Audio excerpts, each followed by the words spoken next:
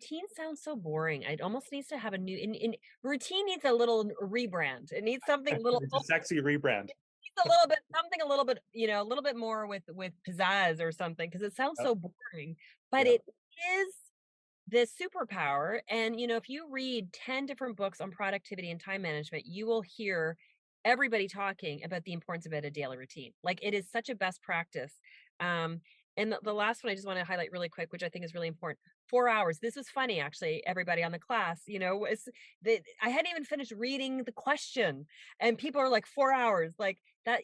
4 hours. We're losing 4 hours a week in terms of when we're not organized. Mhm. So there's kind of like two tracks with this. We have our professional life, okay, and for those of us who are business owners, how can we can be productive at that level, and then we also have our personal life and making sure that that is actually all organized. And so these tools you can apply to both tracks, and Yeah. I encourage you to apply them to both tracks because they're obviously so interconnected. So okay, let's talk about the practical application so that everybody is feeling super energized and inspired, and they've got some practical tools with this.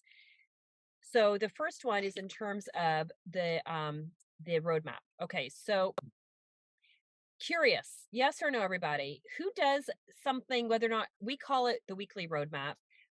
For professionals, we encourage you to do it, and business owners, the beginning of the week, Monday morning. Some people do it Sunday night, but kind of like just kind of like high level map out what you're going to get done based on your priorities for that week. So yes or no, who actually does something like that?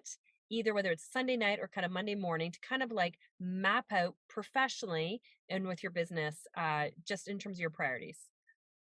So seem a lot of yeses. Okay. A lot of yeses. Perfect. Okay, great. Yep. Love making a list sometimes. Okay. Every now and then, but not consistently. Okay.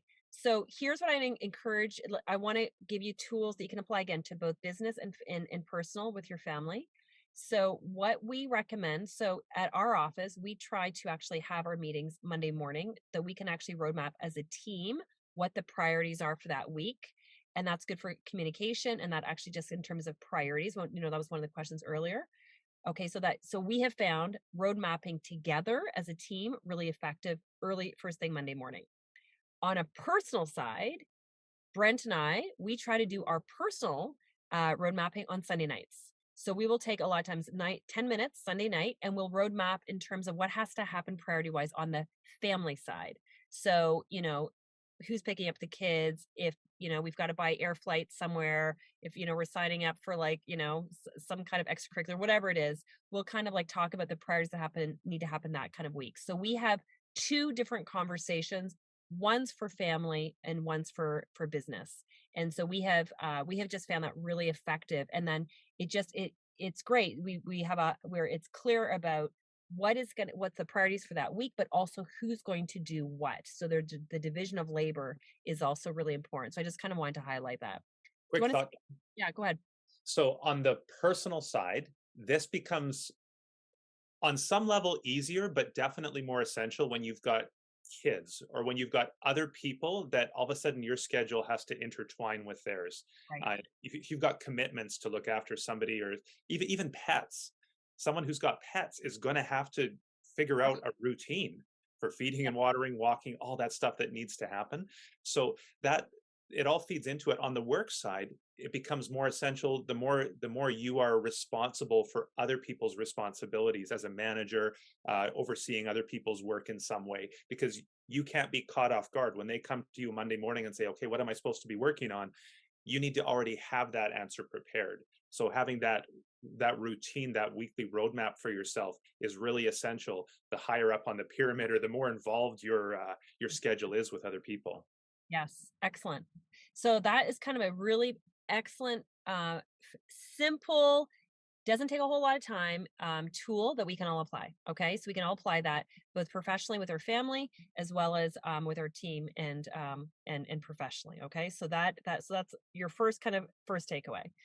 The second one, and I'm going through these fairly quickly because I want to make sure we get to the Q&A, is the daily routine. So curious, everybody, yes or no in the chat function, who actually has a pretty robust daily routine in terms of how they kind of structure their day? Yes or no, everybody in the chat function, who actually has that right now? Okay, so I'm seeing a lot of no's. I'm seeing kind of some maybes. Okay, only a couple of yeses. Okay, I am going to say, of all the tools that we teach in this program, this is by far the most popular life-changing tool that will impact all parts of your life. If you got my book, if you bought my book, The Three Chairs, the first kind of 2 or 3 chapters, I talk about senior leaders and CEOs of different companies that I have done executive coaching with over the years.